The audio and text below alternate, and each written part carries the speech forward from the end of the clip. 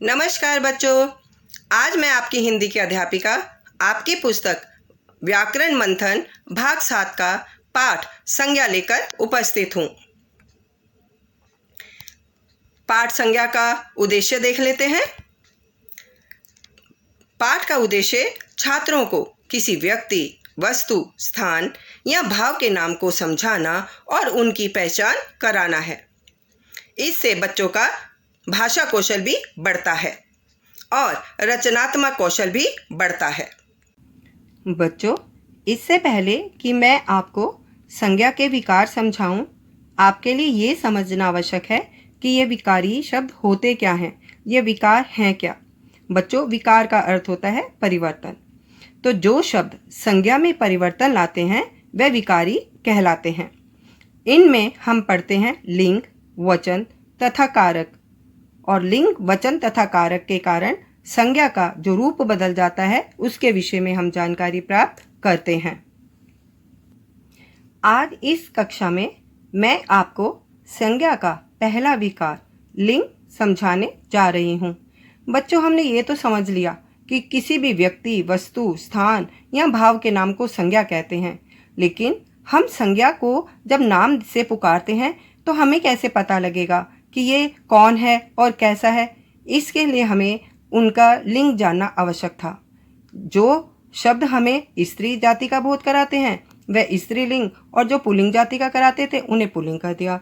तो इसलिए व्याकरण के अनुसार लिंग के हम अर्थ को इस प्रकार समझ सकते हैं।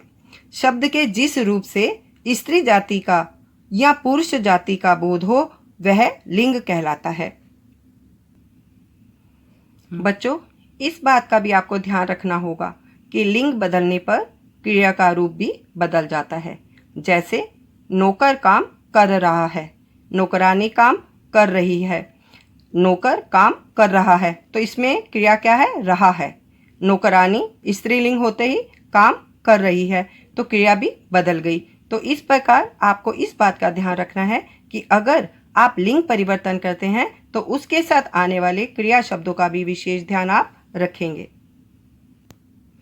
बच्चों, इस प्रकार आप ये तो समझ ही गए होंगे कि लिंग के दो भेद हैं, पुल्लिंग और स्त्रीलिंग। संस्कृत भाषा में आप लिंग के 3 प्रकार पढ़ते हैं, पुल्लिंग, स्त्रीलिंग और नपुंसकलिंग। परंतु हिंदी में ये 2 ही हैं, पुल्लिंग और स्त्रीलिंग। बच्चों, अब हम समझेंगे पुल्लिंग। पुरुष जाति का बोध कराने वाले शब्द पुल्लिंग शब्द कहलाते हैं। जैसे पिता, नौकर, घोड़ा, अखबार, पेड़, घर, स्टेशन, सेठ, गधा, छात्र आदि। उदाहरण देखिए, सेठ जी रुपए गिन रहे हैं, गधा बोझ ढोता है। अब स्त्रीलिंग देखते हैं। स्त्री जाति का बोध कराने वाले शब्द स्त्रीलिंग कहलाते हैं।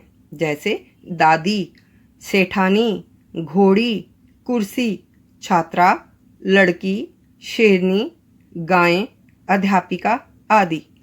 माँ कुर्सी पर बैठी हैं, नौकरानी झाड़ू लगा रही है। इस प्रकार अभी तक आपने समझा कि कुछ शब्द पुल्लिंग होते हैं और कुछ शब्द स्त्रीलिंग होते हैं। परंतु बच्चों, हमने ये भी देखा है कि जो स्त्रीलिंग और पुल्लिंग है वो सब अलग अलग हैं, लेकिन कुछ शब्द ऐसे होते हैं जो बिल्कुल ही पुल्लिंग और स्त्रीलिंगों में बहुत भेद हो जाता है। कुछ संज्ञा शब्द ऐसे हैं जो लिंग बदलने पर पूरी तरह बदल जाते हैं।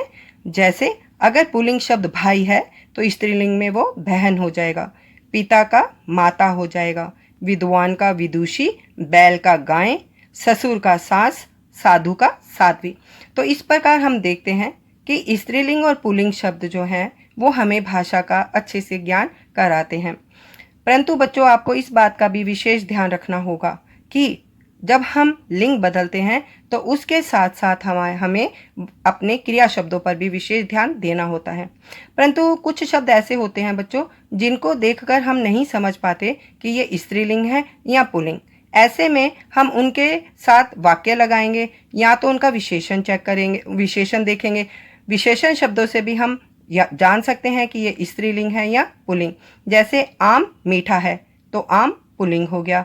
इमली खट्टी है तो हम ये जान जाएंगे खट्टी शब्द से कि वह स्त्रीलिंग है। तो मैं आशा करती हूँ कि आज आपने लिंग को बहुत अच्छे से समझा होगा। इस प्रकार बच्चों, मैंने आपको पाठ संज्ञा के लिंग, वचन और कारक अच्छे से समझाए। अब मैं आपको एक अभ्यास पत्र दे रही हूँ। नीचे लिखे शब्दों के लिंग बदलिए। भवदीय, वृद्ध, कवि, सम्राट, विधुर, वीर। प्रश्न 2, नीचे लिखे शब्दों के वचन बदलिए। ताला, पुस्तक, जाति, चिड़िया, वस्तु, बालक। प्रश्न 3, कारक के भेदों का प्रवाह चार्ट बनाइए। इस प्रकार बच्चों, आप इस पाठ का अभ्यास करेंगे। अगली कक्षा में मैं एक नए पाठ के साथ आपके सामने फिर उपस्थित होंगी। तब तक के लिए धन्यवाद।